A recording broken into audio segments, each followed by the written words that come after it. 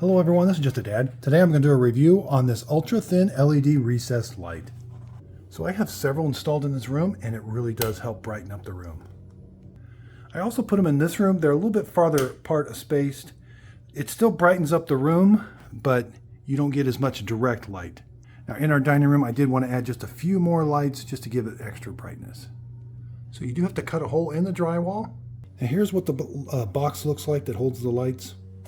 It comes in two parts. So this is the light that you're going to install. You're going to push these tabs up, push it up in there, and then it's going to spring down.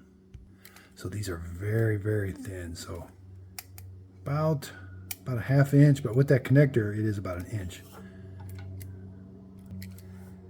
And the size hole you need is almost a 6-inch hole. Now the overall size of it is almost 6 3/4. So this is what you're going to hook your wire up to that would go to your house, to your light. And then once you've got it hooked up, this plug just connects to this plug. Line up the notch there, push it on, and then screw that on. So with this, you do have to make an opening. You can make the opening here. I like to do it here. Okay, so you do have to put a strain relief on there, put your wire through. We're going to take this outer jacket off. Okay, so now we're going to strip the wires back. You're going to line the white one up with the white one and the black one up with the black one. Now these are push-in connectors.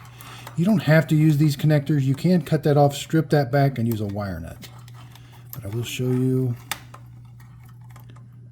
You can simply push it in, but you want to make sure you push it in all the way till the copper is all the way up there. We're going to find the white one, push it in, and then the ground goes into the green one, the bare wire.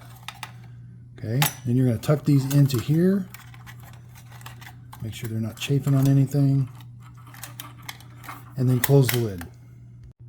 Okay, so once the wiring's connected, you're going to tuck this up into here, and then you're going to put the light in.